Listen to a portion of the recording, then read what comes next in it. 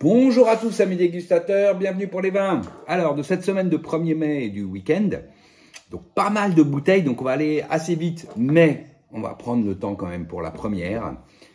Ce Riesling Eichberg du domaine Paul Ganglinger de Michel 2014, ouvert pour fêter le 1er mai, fête du travail. Et ma foi, quel vin, le plus beau vin bu depuis le début de l'année. Évidemment, moi j'adore le Riesling et là, là c'est tout ce que j'aime moi et tout ce qu'on aime généralement les amateurs de Riesling. Dans ce vin, un magnifique Riesling calcaire avec ce magnifique nez d'entrée de jeu où on se dit ah ouais waouh. Alors ça part fruits blancs, puis ensuite on part tout de suite sur les notes un petit peu plus citronnées d'agrumes. Et puis les agrumes, voilà, il y en a beaucoup, c'est à la fois pamplemousse, avec un petit poil d'amertume, c'est à la fois citron, avec un petit côté aussi gambawa, presque citron un peu exotique. Ensuite, les belles notes fumées, tourbées, sous-bois humus d'évolution. Ce vin a 10 ans, ça commence à arriver. Voilà, la petite pointe fleur d'oranger, légère là, qui vient apporter une petite pointe de complexité sur un fond très classiquement terpénique, ce qu'on appelle donc pétrole, au départ puis un peu plus cire d'abeille. Voilà, très jolie complexité, c'est plein, c'est délié, c'est harmonieux.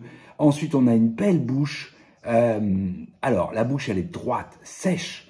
Elle est tendue, mais magnifiquement enrobée de tanin. Donc, voilà, tout ça est très, très délicat, très léger, avec une belle concentration. C'est frais, c'est tonique, la matière est presque cristalline. C'est, voilà, belle finale, fraîche, tonique, dynamique, sur ces beaux arômes et une grande persistance. Waouh! Franchement, très beau vin que ce Riesling Eichberg 2014.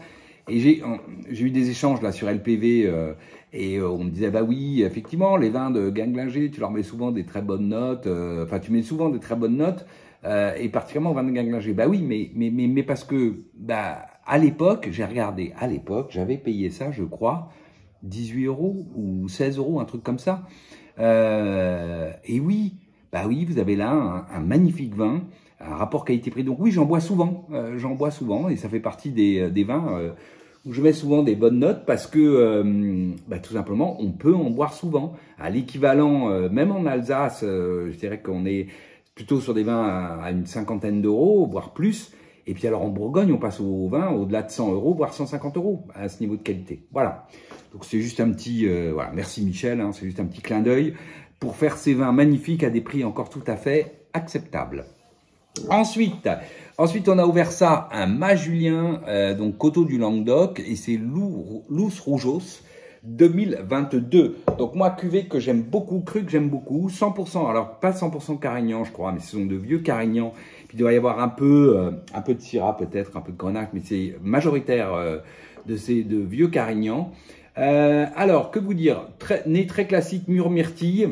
Ensuite, les belles notes, herbes séchées, voire thym, presque un côté thym, garrigue thym.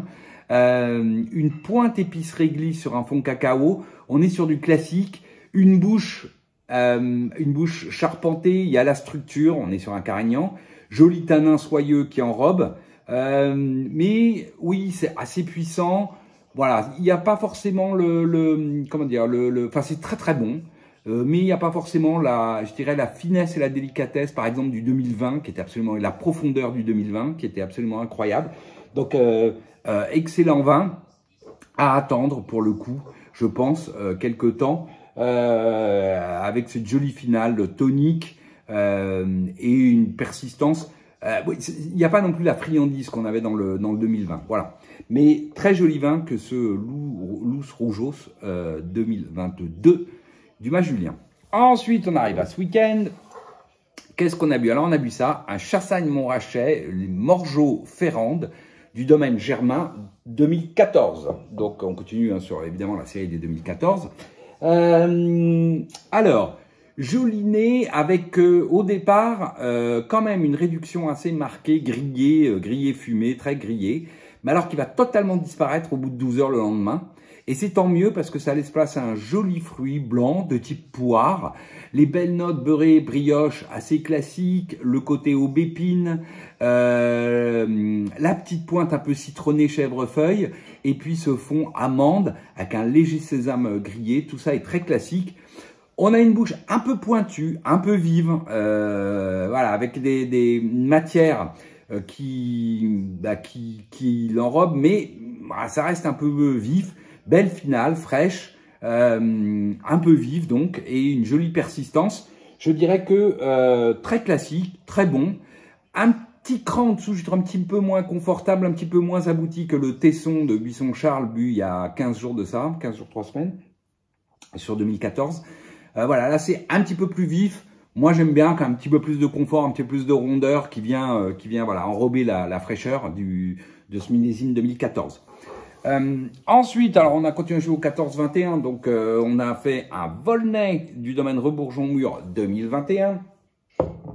Alors plutôt une réussite dans ce millésime 2021, ce Volnay, avec un joli nez, très peu de réduction, même pas du tout, j'allais dire, ce qui n'est pas si courant que ça sur ces 2021. Joli nez, plutôt framboise, groseille, ensuite les notes végétales ronces, mais classique du Pinot, hein, rien de plus, rien de moins, qu'apporte de la fraîcheur, ronce, sous-bois, voilà, la pointe épicée réglisse, fond, noyau, amande, tout ça est très classique, joliment fait.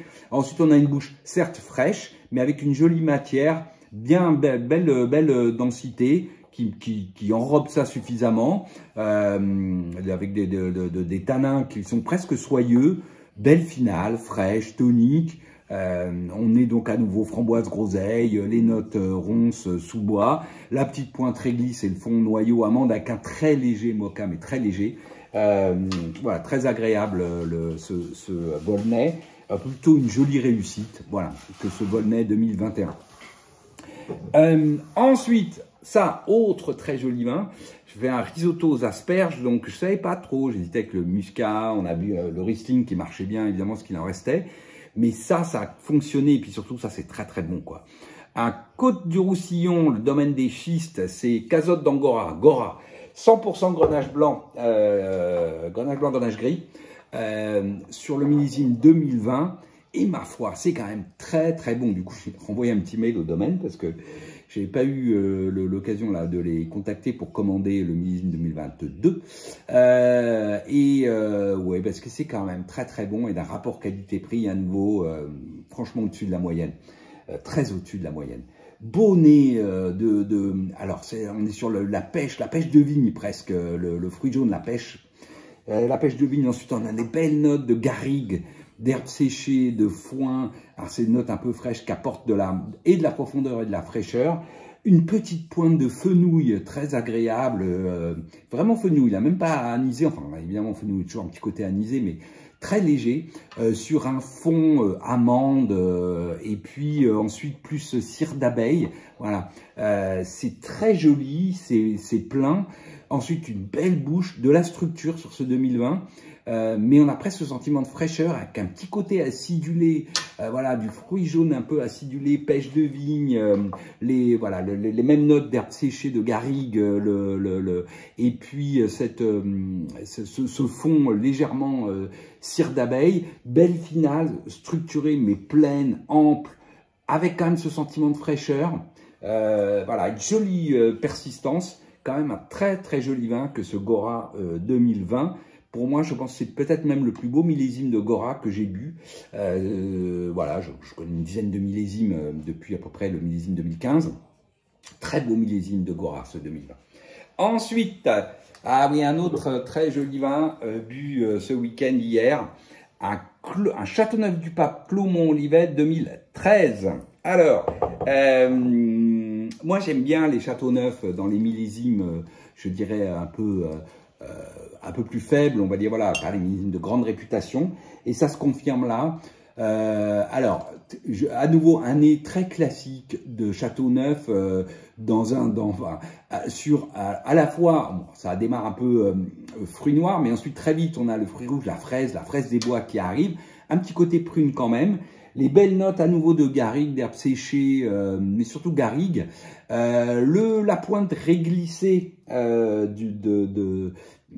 classique de Châteauneuf, on va dire, sur un fond plutôt cacao, et puis qui commence à arriver un très léger côté cuir, très agréable. Ensuite, surtout, c'est une belle bouche. Voilà, il y a à la fois l'amplitude, c'est ample à l'attaque, il y a la structure, joli tanin soyeux, c'est frais, il y a de la fraîcheur, c'est tendu, c'est presque droit tendu, mais très bien enrobé. Finale fraîche, tonique, presque puissante, on reprend de la puissance, on est quand même à Châteauneuf, et une jolie persistance. Voilà, fraise des bois, puis en plus ensuite un peu plus prune, les notes garrigue, herbe séchée, mais très garrigue, la pointe réglissée, très agréable, et puis le fond, on va dire cacao, chocolat presque par moment, et ce très début cuir, tabac même par moment, qui commence à arriver, de ce vin qui a plus de 10 ans. Voilà, très joli, moi j'ai beaucoup aimé, de toute façon j'aime beaucoup le Clément Olivet, et ce 2013 est très réussi. Et puis pour finir, aujourd'hui, hop, ce midi sur le poulet dominical, là, avec toute la famille, on a bu ça, enfin on a fini quelques bouteilles qui étaient là, et puis on a bu ce Nuit Saint-Georges Les Vaucrins, du domaine Chicoteau, millésime 2017. Alors, à l'ouverture ce matin, c'est le nez un peu fermé, un peu discret. On est très classiquement sur un joli pinot bourguignon. Et puis, avec l'aération de l'ouverture, on va dire au bout de quelques heures, ça s'ouvre joliment sur la framboise, la groseille. Ensuite, on a les belles notes classiques du pinot, de ronces, de sous-bois, qui commencent à évoluer un peu humus, très léger. Ensuite, la pointe épice, plutôt girofle en l'occurrence, plus girofle que réglisse. Et puis, un fond amande, noyau, très classique. Ensuite, on a une bouche de 2017, c'est-à-dire une bouche un peu tendre, assez fraîche, bien enrobée de tanins soyeux avec une jolie densité, ample à l'attaque, puis ça devient plus droit, et une belle finale, fraîche, mais très équilibrée par la matière, belle empreinte soyeuse. Après, on sent que le vin, il est un peu entre deux eaux, qu'il a besoin un peu encore de temps, et c'est, je pense, un peu refermé. Voilà, pour donner la plénitude de son expression, mais très jolie expression sur ce Nuit Saint-Georges. Donc je conseillerais à ceux qui en ont d'attendre encore un peu, à mon avis, allez, 3-4 ans pour que le vin retrouve une expression, voilà, une expression un peu plus forte. Voilà pour cette jolie semaine et ce week-end. Je vous souhaite à tous une belle semaine et je vous dis à la semaine prochaine. Salut!